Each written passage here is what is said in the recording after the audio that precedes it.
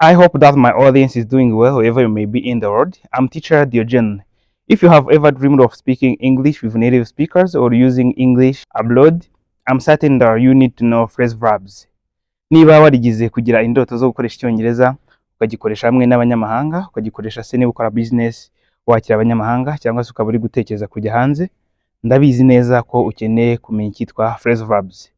Mwarimu wize icyongereza nyuma yo kwiga nkareba ukuntu abanyamahanga bakoresha icyongereza cyangwa se abene ururimi abakoresha icyongereza nka mother tongue cyangwa se icyo twita vernacular language, nasanze ari ngombwa ngo abantu bamenye phrase verbs. Phrase verbs are the combinations of verbs with particles. Particles may be prepositions or adverbs that are combined together to make new meanings. Phrase verbs ubundi ni verbs zisanzwe ziteranya nicyo twita particles. Particles ni preposition cyangwa se adverb abanyamahanga abene rurimi cyangwa se umuntu uwo ari we wese ukoresha icyongereza neza bakunda gukoresha mu buzima bwa buri munsi. Bayikubwiye wowe ntabwo wakumva ibyo bashaka kukubwira mu gihe utigeze wiga phrasal verbs n'umunsi n'umwe. That's why as your teacher who has analyzed how these phrasal verbs are important in everyday communication, I've brought to you common phrasal verbs.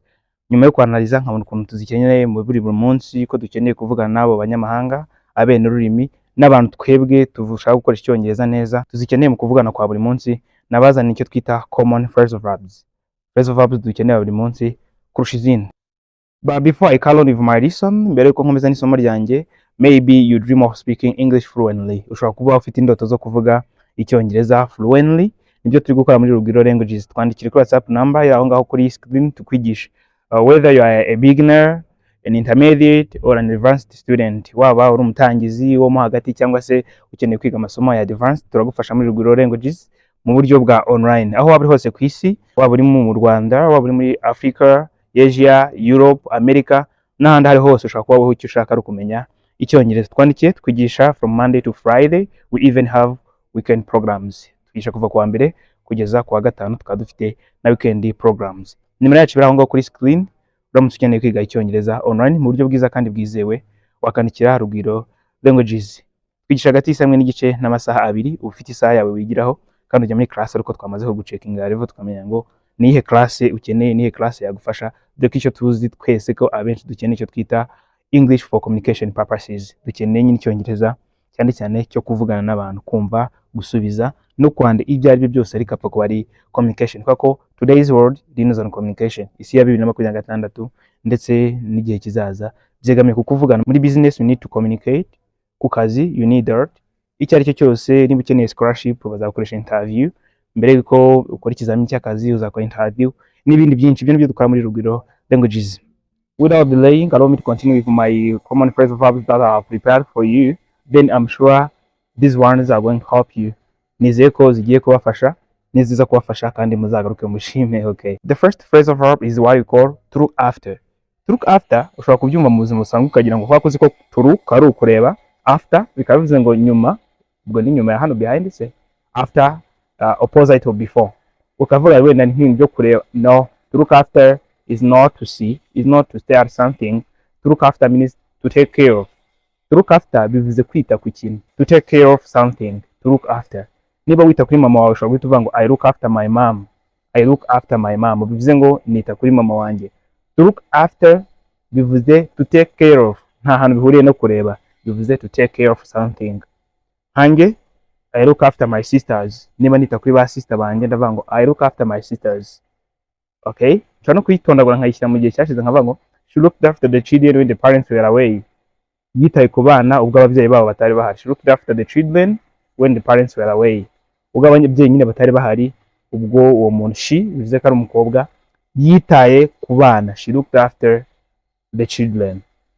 To look after ni to take care of something, kwita ku kintu. Ushobora no kuba wita ku bimera. Okay, I look after my plants. Nita ku bimera bivuze I take care of my plants. So to look after is the first phrasal verb that means to take care of. Aba native speakers bakunda gukoresha ngo to look after kurusha uko bavuga ngo to take care.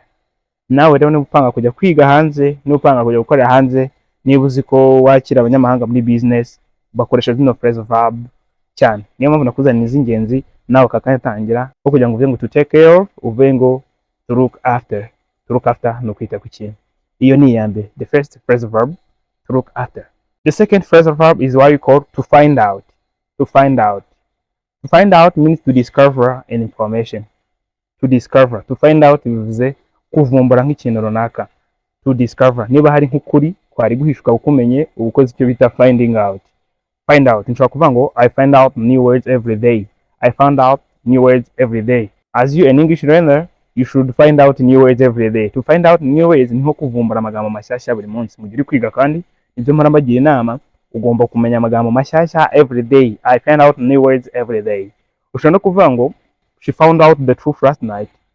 Ejo yavumbuye ukuri. Ugasanga mwarimu mwamuhishaga ukuri ariko uwo muntu akaba yaravumbuye ukuri. Find out. Ariko nabishyize mu gihe cyashize ndavuga ngo found out. Found out. So this truth was found out. Ukuri nyine kwaravumbuye. To find out means to discover information.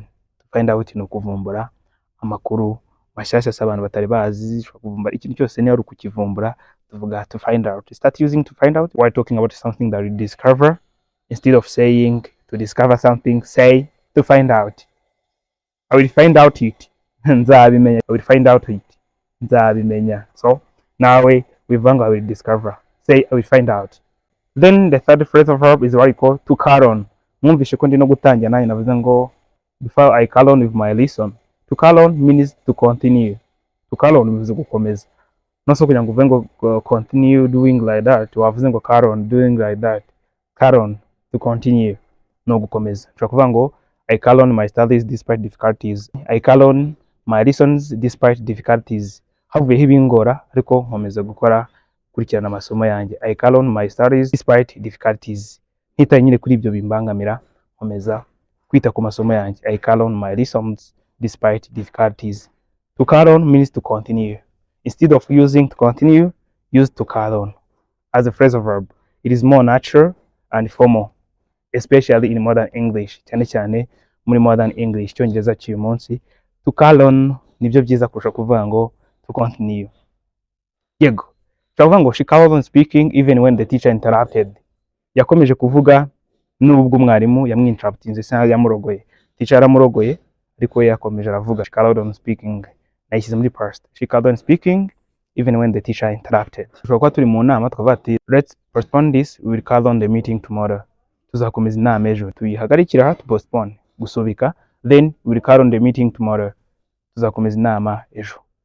To carry on, to continue. Aho kuvuga ngo we will continue the meeting tomorrow, kuvuga ngo we carry on the meeting tomorrow.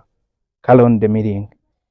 Phrasal verb number 4 is what we call to pull off. Pull off. Pull off means to delay or to postpone. Pull off bivuze gusubika ikintu cyangwa kugikerereza. Niba twari turi gukora inama nkavuga ngo reka tuyisubike, nibwo nahita mvuga ngo let us pull off the meeting. Reka inama tuyisubike. Or he pull off his trip last night. Ukwezi gushize yasubitse trip ye, urugendo rwe nyine yagombaga kujya ahantu runaka. He pull off his trip last month. He pull off his trip last month. Ukwezi gushize nyine postpone, yarayisubitse maybe to next month. Wenda azayimurira ukwezi gutaha, nabyo birashoboka, cyangwa se ikindi gihe natwe tutazi. Niba tuzasubika inama natavuga ngo we pull off the meeting. We pull off the meeting. Tuzasubika we pull off our journey. Tuzasubika cyangwa se we postpone or delay urugendo rwacu. To pull off ni ugusubika ikintu cyangwa se kugikerereza. Niba nawe ushaka kuvuga ikintu cyo gusubika cyangwa se kugikerereza, start using pull off as one of the best phrasal verbs you have in English. A phrasal verb imwe nziza dufite mu Cyongereza. To pull off, to postpone, to delay. Abantu benshi nkunda kubona muri kuvuga ngo arahageze, mukavuga ngo he has arrived, cyangwa se tuzahagera ejo, we will arrive tomorrow. Instead of saying appear or arrive, say turn up. Turn up bivuze kugera ahantu cyangwa se kuhagaragara. Turavuga ngo he turns up late every day. Buri gihe hagera atinze. He turns up late every day. Urumva rero turn up bivuze to arrive somewhere. Iyo mvuze ngo he turns up late every day, impamvu nashyizeyo s birumvikana. Iyo turi gukonjega muri present simple, ikintu gihoraho, habit or routine, ni uko dushyiraho s cyane cyane kuri izo verb. Hari nizo dushyiraho ies, hari nizo duhindura nka have, hinduka hazi. Na ibyo ntago wenda aribyo turi kuvugaho cyane, ariko murumva ko yari present simple. He turns up late every day. Buri munsi nyine anakererwa. Nicyo bishatse kuvuga ni muri make, ahagera akerera. He turns up late every day. That is turn up. Ushobora kuvuga ngo we'll turn up at the station soon. We turn up at the station soon. Turagera nyine kuri station vuba ahangaha. We will turn up. To turn up means to arrive somewhere or to appear somewhere. To turn up ni ukugera ahantu cyangwa se kuhagaragara. That is what we call turn up. Number 5 is what we call get along. Get along means to have a good relationship. Get along ni kugira umubano mwiza n'abantu. Iyo mvuze ngo I get along with my colleagues, bivuze ko mbana neza nyine na bagenzi banjye. He gets along with his coworkers, ubwo nyine abanye neza n'abakozi bakorana. To get along means to have a good relationship. Niba hari umuntu ufitanye umubano mwiza avuga ngo we get along. Ushobora no kuvuga ngo we get along better if we communicate more. Nyine tuvugana cyane tuzajyana umubano mwiza. We get along better if we communicate more. Get along iroroshye reka twe kwitindaho. Get along means to have a good relationship, ni ukujyana umubano mwiza. The next phrasal verb is what we call set up. Set up means to establish or start something. Set up ni ugutangiza ikintu cyangwa se kukimurika. Set up. I can say that I set up my business last year. Natangiye business yanjye umwaka ushize. To set up means to establish something or start something. No kuvuga ngo they will set up their company next year. Umwaka utaha bazafungura company yabo. Set up. So to set up means to establish or to start something. Hari ikintu gitangira cyangwa we establishinga maybe ni business, company, ishuri. That thing is to set up it. Icyo kintu ni ukugitangiza. Rero uvuga ngo I set up ishobora gukoreshwa mu gihe cyashize past, muri future uzavanga will set up, muri present uvuga ngo I set up. Utaza kumva muri present uvuga ngo I set up no muri past uvuga ngo I set up. Hari inshinga zidahinduka, harimo nk'iyo set up, harimo put, hakabamo indi cut, na cut ntabwo tuvuga ngo cutted, nayo ubundi guma ari cut mu gihe cyashize, kimwe na heart. Rero izo phrasal verb yo tuvuze ngo I will set up something, nzaba nzatangira icyo kintu. I will start something, I will set up something. To set up means to start something, kugitangiza. Niba nawe hari ikintu ushaka kuvuga rero uvuga ngo nzagitangira, uvuga ngo I will set up it. Allow me to continue with what we call take over. Take over means to gain control. Gukontrola se cyangwa gukontrola mu Kinyarwanda twabyita. I'm sure muri kumva icyo ndi kuvuga. To control something ni ugukontrola nyine ikintu, kukiyobora mbese muri rusange. Nk'ubu murabizi ko M23 yafashe Goma. Ubwo twahita tuvuga ngo M23 took over Goma. M23 yafashe Goma. M23 took over Goma. Take over means to gain a control. Gukontrola ikintu cyangwa se kukigiraho ubasha nyine bwo kugikontrola. Manager mushyashya wenda azayobora guhera ejo, okay? A new manager is taking over from tomorrow. Bivuze ko nyine manager mushyashya azatangira kuyobora ejo, okay? Nkuko bavuga ko yatangiye kuyobora ukwezi gushize. A new manager took over last month. A new manager took over last month. Take over rero means to gain a control. Tukiri kwiga hari abanyeshuri yo rimwe bagadahari babaga bariyoboye. She takes over the class when the teacher is absent. Ayobora class nyine yo mwarimu adahari. To gain a control something, no kuyobora icyo kintu. That is another important phrasal verb. The last one is what we call to get rid of. To get rid of ntabwo ari ubwa mbere kuko nigize kwigisha muri short nashyize kuri YouTube, abaraza kugenda baze kurebayo. Ariko to get rid of means to remove or to eliminate something, kuvanaho ikintu cyangwa se kukireka. Nibwo tuvuga ngo to get rid of. Nk'ubu wenda ngewe buri mwaka njugunya imyenda ishaje. I get rid of all the clothes every year. I get rid of all the clothes every year. Tuvuga ngo umwaka utaha tuzavanaho amateka atari ngombwa. We will get rid of unnecessary laws next year. Umwaka utaha we will get rid of unnecessary laws. Amategeko nyine atari ngombwa. Unnecessary laws. We get rid of them. To get rid of something means to eliminate something. To get rid of something ni ukuvanaho ikintu runaka. Niba hari ikintu nawe ujya uvanaho, hagataho get rid of the fear of speaking. Muvanaho ubwa bwo kuvuga. Get rid of the fear of speaking. N'imico mibi. Get rid of bad habits. Imico mibi. Get rid of old habits. Imico mibi muyireke. Yeah, to get rid of means to remove something or to eliminate something. So we have seen common phrasal verbs, and I'm sure that we are going to study this, to practice them and use them in everyday communication while using our target language. Our target language, remember, is English. Mwe kurimi rwacu ndengwa ari Cyongereza. Nize ko mugiye kugitangira kubikoresha buri munsi muri kuvugana na bagenzi banyu, cyane cyane abantu mupanga kujya mu mahanga, abantu mupanga kwakira abanyamahanga muri business.